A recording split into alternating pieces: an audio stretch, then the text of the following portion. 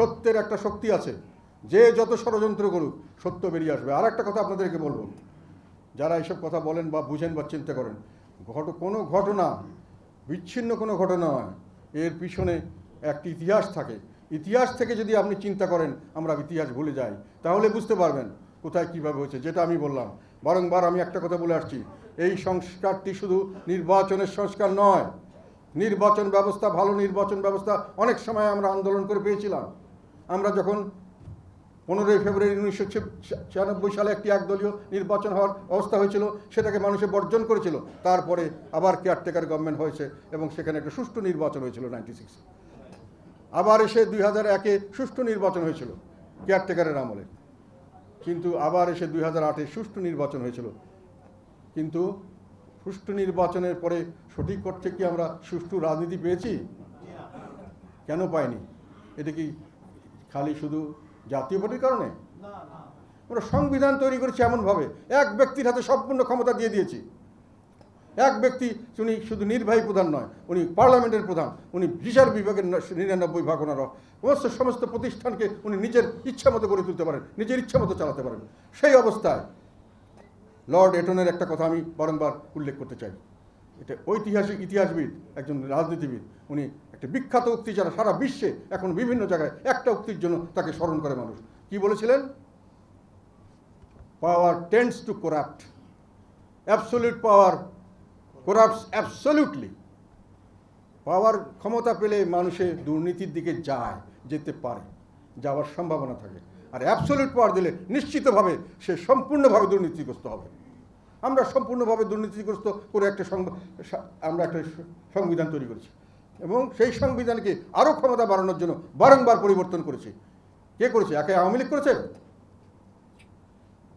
সব দল মিলে করেছে। সেই ক্ষমতা দিয়ে যে সংবিধান আপনি আজকের সুষ্ঠু নির্বাচন দিয়ে যাকেই বসাবেন সে দানব হতে বাধ্য। এটা ইতিহাসের সত্য, চরমতম সত্য কথা। Power tends to corrupt, absolute power corrupts absolutely. এটা ঐতিহাসিক সত্য হিসাবে সারা পৃথিবীতে গ্রহণ করা হয়েছে। কাজে আপনি এই ধরনের দিয়ে যখন আপনি 2008 সালে দিয়েছেন সার্বকভাবে, আওয়ামী লীগ তো দানব হয়েছি। তবে আওয়ামী লীগ না হলে আরেকজন হলে যে দানব হতো না, এই গ্যারান্টি আপনারা দিতে পারবেন? এখন যে কেউ হয় দানব হবে না, গ্যারান্টি দিতে পারবেন? তো আমি চাই যে সুষ্ঠু নির্বাচনে শেষ নয়, আমরা সুষ্ঠু একটি শাসন ব্যবস্থা চাই, একটি সংস্কার চাই, আমরা শাসন ব্যবস্থার সংস্কার চাই আমরা, এবং নির্বাচনের আগেই সুষ্ঠুভাবে নির্বাচনের পরিবেশ চাই যেখানে দলীয়করণ থাকবে না। আপনারা কি দলীয়করণ এখন দেখছেন? নিশ্চয়ই দলীয়করণ দেখবেন, কেননা আমাদের দেশে দুটি বড় দল দলীয়করণের মাধ্যমে সমস্ত প্রতিষ্ঠানকে নিজের কুক্ষিগত করেছিল। একটি দল চলে যাওয়ার সঙ্গে সঙ্গে আরেকটি দল এসে সেই জায়গাটা অবস্থান নিচ্ছে। এখন আওয়ামী লীগ চলে যাওয়ার পরে আরেকজন এসে সেখানে অবস্থান নিয়ে ফেলেছে। কাজে এই দলীয়করণ কি বন্ধ হয়েছে? তা আমরা যখন নির্বাচনে যাব তখন আমাদের ডিসি সাহেব, আমাদের এসপি সাহেব, পুলিশ ইত্যাদি ইত্যাদি সবাই কি নিরপেক্ষভাবে কাজ করবে বলে আমরা আশা করতে পারি? তাহলে আমরা কি করতে হবে? এগুলোকে তো আমার দেখতে হবে। নির্বাচনটা সুষ্ঠু করার বিষয়ে তো আমাদের এগুলো খেয়াল করতে হবে। বিচার বিভাগ সম্পূর্ণভাবে দলীয়করণ মুক্ত হতে পেরেছে?